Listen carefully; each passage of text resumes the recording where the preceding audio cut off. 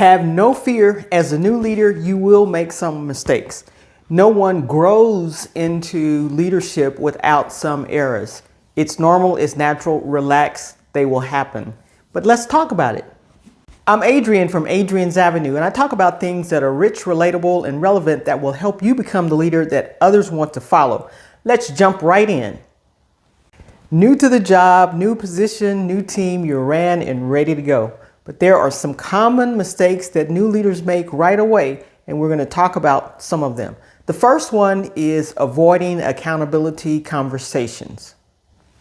What you don't want to do is let toxic behavior become the norm on the team.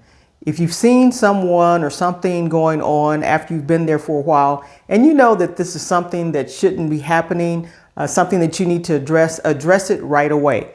By pulling the person aside, having a one-on-one meeting with them and explaining what you've seen and your perspective, and then give them the opportunity to tell you what's been going on or what they're doing, why they're doing what they're doing. Just give them a chance. And then before you leave that meeting, make sure you all have a clear understanding in the direction that you want to go. It may be a point of clarity that they didn't understand. They may not know that their behavior is toxic on the team, but you're there to point it out to them and make sure that they understand, and this will help the team. So sometimes it's tough, but go ahead and have that conversation that you need to have with that person on the team.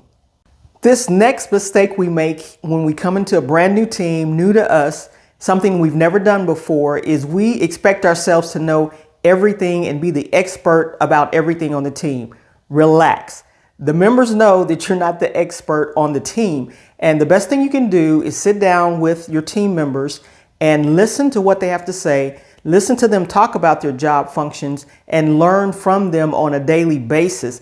I can guarantee you 100% that they know much more about their job that they're doing every day than you know about their job. Sit down and learn. They will respect you much more when you're a listener and a learner, and you will learn what they do, and you will be in a much better position as a whole to see how the team functions. So don't go into your team thinking you're the expert right off the bat. Sit back and learn something from your team, and you'll be in a much better position to help them. Now, because I don't want you to make that giant mistake as a new manager to a new team, go ahead and hit that like button and that subscribe button so that you can remain up to date on all the information as it becomes available. And share this out. If you talk to some team members and they talk about their new leader, they'll say that the new leader comes in very, very hard. But one of the most common mistakes that a new manager can make is being a pushover.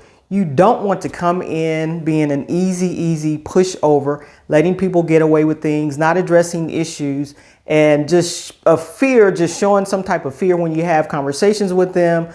Just being a pushover. It may be your first management position, and this is something that you want to be nice, you want to be a great supervisor, you want to be a great manager, and so you just kind of let the people get away and slip away with certain things. Make sure you don't do that. You don't want to be a pushover. Come and establish yourself, come establish what you want to happen on the team, work with the people, and then you will be in a better position to help them. They can help you, and you can just join together as a team, be a coach, be there when they need you, but just don't be a pushover. There are certain things that you have to stick to, certain things that they'll need to do as a team, no matter, who it is on the team. Everybody needs to do certain things, and they need to practice certain things. And so it's up to you to make sure those things are done equitably on a fair basis to the team members. Now, this next one can apply to a manager who is new to the position, or if you're moving to a new team, and that's to assume that the folks on the team know certain things. I've been guilty of this, and I've had to go ahead and explain basic things such as the attendance policy from a team that I moved to that had a previous supervisor.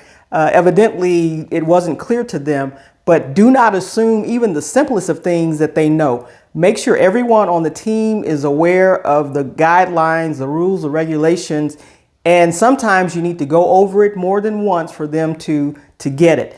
And then sometimes they'll tell you that their previous manager didn't do it like that, or they've never heard of this. Whatever the situation is, do not assume that they know certain things. I've been guilty of this and had to go ahead and explain certain things to the team members. So don't make this is a very common mistake. So make sure you don't make this mistake. Everybody needs to understand what's going on, what you expect of them, and then you all can be on the same page.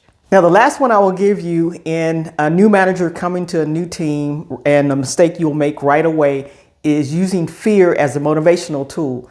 Now, this is something that will work. You can scare some of the folks on the team into doing certain things, but on the back end, this does not work in your favor.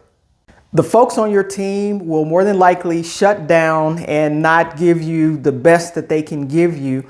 They'll do it just as a compliance measure and not as something as a commitment measure. You would like for your folks to buy into the team goal, the team objectives, and do it in the sense of committing to that and not just by compliance, because when you're not there, they're probably not going to do it because they're doing it out of fear and not out of commitment to the team or commitment to the team goal. So using fear as a tool to motivate is not a good idea, but sometimes this is a mistake that new managers make because it does get results right away. It's just not long-term results, and it's something that I would tell you to stay away from. You know, saying things such as, well, the boss wants us to do it this way, or this is the way that the company, always blaming someone else instead of explaining it to the team that this is the way, this is the direction that we are going in, and let's sit down and talk about the things that you may not understand because I need your full commitment on this. Give them a reason and a way to go ahead and do the things you want them to do for the team, for the goal, for the company. But don't use fear as a tactic for this. But that is one of the mistakes that you make and as a new leader. Well, that's it for now, but hopefully I've given you some tips of what not to do going into a new team as a new leader, what not to do right away, and also left some links down below that will help you as a new leader be successful in your new job as a team manager, supervisor, or leader.